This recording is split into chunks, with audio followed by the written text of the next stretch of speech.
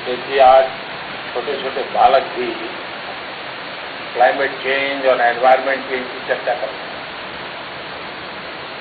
अब मेरे मन में एक सवाल है कि सचमुच में क्या चेंज हुआ है। हम अपने आप से पूछें। आपने देखा होगा कि हमारे गांव में जो बड़ी आयु के लोग होते हैं, 70, 80, 85, 90 साल के लोग, तो सर्दियों में अगर आप देखेंगे तो वो अक्सर कहते हैं कि पिछली बार से इस बार सर्दी ज्यादा है। ऐसा कहते हैं ना। एक्चुअली सर्दी ज्यादा नहीं है, उनकी उम्र बढ़ने के कारण उनकी सहने की शक्ति कम हो गई, इसलिए उनको सर्दी ज्यादा महसूस होती है।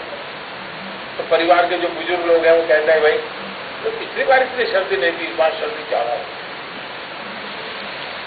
वैसे ही ये क्लाइमेट चेंज नहीं हुआ है, हम चेंज हो गए, हम बदल गए हैं, हमारी आदतें बदल गई, हमारी आदतें बिगड़ गई और उसके कारण पूरे पर्यावरण का हमने नुकसान किया।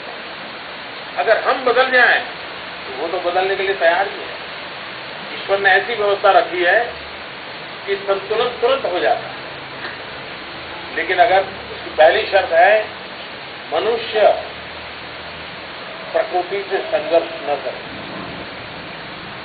मनुष्य प्रकृति से प्रेम करे, पानी हो, वायु हो, पौधे हो, हर एक के साथ।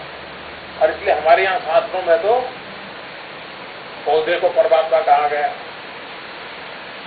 नदी को माता कहा गया, लेकिन जब से हम ये भूल गए तो गंगा भी मैली हो गई। प्रकृति के प्रति और हमारा देश कैसा है, देखिए, हम पूरे ब्रह्मांड को अपना परिवार मानते हैं, पूरे ब्रह्मांड। और ये हमें बचपन से सिखाया जाता है। बहुत से परिवार ऐसे होंगे जहां बच्चों को सिखाते हैं कि सुबह जब बिस्तर से नीचे उतरोगे, पैर जमीन पर रखोगे तो पृथ्वी माता से माफी मांगो कि हे पृथ्वी मां, मैं पैर रखता हूं, आपको दर्द होता होगा। वैसे संस्कार शुरू होते कि नहीं होते? हम बालक होते हैं तो हमारी मम्मी हमें क्या कहती है, देखो ये चांदा है ना, ये चांदा तेरा मामा है। कोई रिश्तेदारी है क्या? लेकिन वो सिखाते हैं चांदा तेरा मामा है।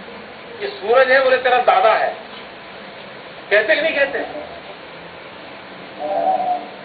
ये चीजें हमें सहज रूप से, ये पर्यावरण की शिक्षा हमारे सहज जीवन में थी, लेकिन पता नहीं ऐसा बदलाव आया, अपना सब बुरा है, इतना हमें मार ठोक करके दिमाग में भर दिया गया है और उसके कारण हमारी हालत हो गई है। मुझे अभी नागपुर के मेयर मिले थे, मैं पिछले दिनों नागपुर गया, तो नागपुर के मेयर ने मुझे बहुत बढ़िया बात बताई। उन्होंने कहा कि वो पूर्णिमा की रात को स्ट्रीट लाइट बंद कर देते हैं,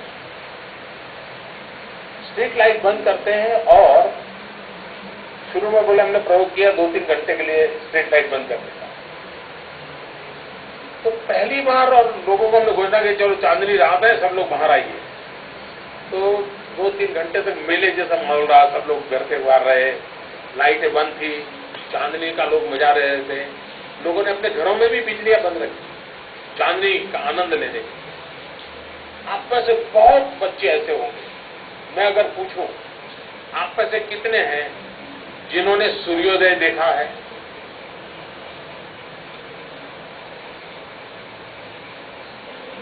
सचमुच में सूर्योदय देखा है, ऐसा नहीं कि भाई हाँ उजाला था और स्कूल जा रहे थे तो उजाला देखा। कितने हैं जिन्होंने सूर्यास्त देखा है? कितने हैं जिन्होंने चांदनी रात को भरपूर चांद देखा है? देखिए, आदतें हमारी चली गई है, हम प्रकृति को के साथ जीना भूल चुके हैं और इसलिए प्रकृति के साथ जीना सीखना पड़ेगा। और वो मुझे बता रहे थे भैया कि नागपुर में हमारी बिजली का खर्चा कम हुआ है, 2 या 3 बार शायद हो चुका था तब तक, और लोगों को मजा आने लगा है। पूर्णिमा की रात को जब पूर्ण चांद होता है तो 2-3 घंटे लोग चांदनी रात में बाहर निकलते हैं। मैंने उनको सुझाव दिया, मैंने कहा ऐसा एक काम करो, चांदनी रात को हर मोहल्ले में एक स्पर्धा करो। तो अंधेरा होना चाहिए, चांदनी की रोशनी होनी चाहिए, और मैंने कहा सब लोग स्पर्धा करो, सुई में धागा परोना, चांदनी के प्रकाश में। सबको मजा आएगा, अबाल वृद्ध सब खेलेंगे, जिसका धागा जाएगा पता चलेगा उसकी आई साइट कैसी है, चांदनी की रात का मजा लेगा।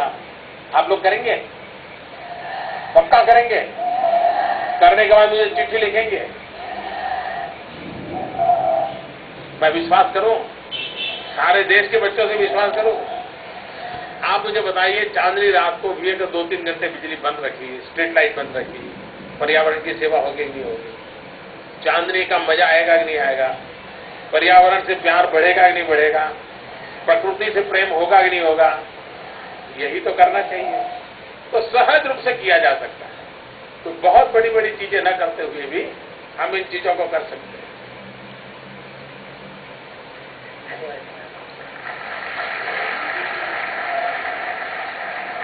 कुछ बच्चे भी यहाँ बाकी हैं जिनके प्रश्न बाकी हैं। हाँ, आप आए हैं तो पूरा ही करेंगे।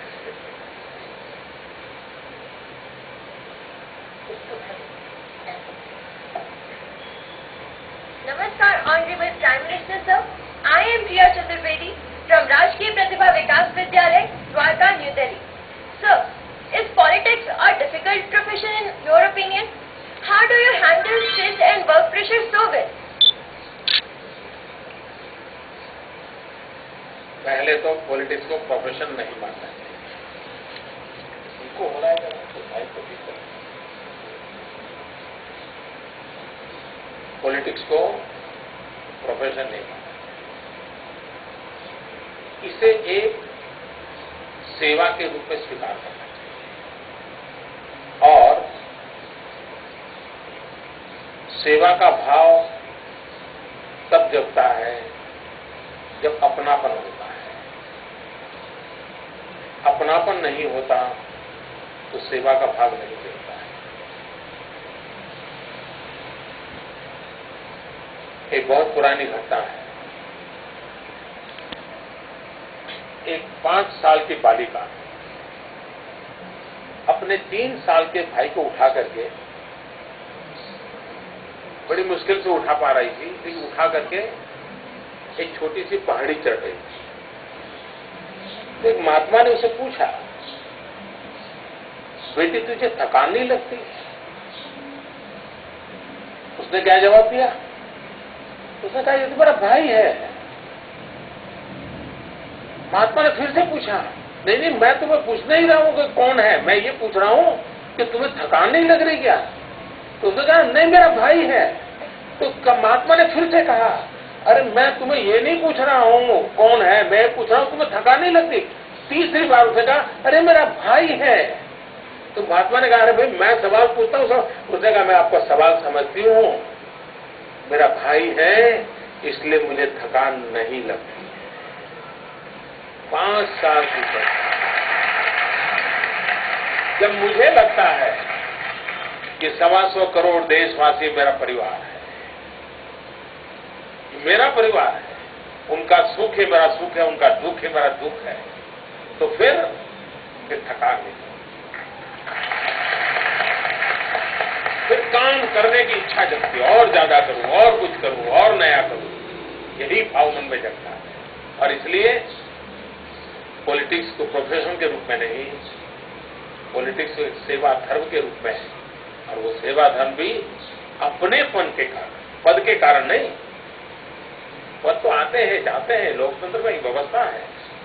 अपनापन ये चिरंजीव होता है, और इसलिए फिर न कोई स्ट्रेस होता है, न कोई थकान होती है। और दूसरा, शरीर की जो बायोलॉजी काम करती है, तो आप जैसे बच्चों से गप्पे मारते हैं तो ठीक हो जाता है।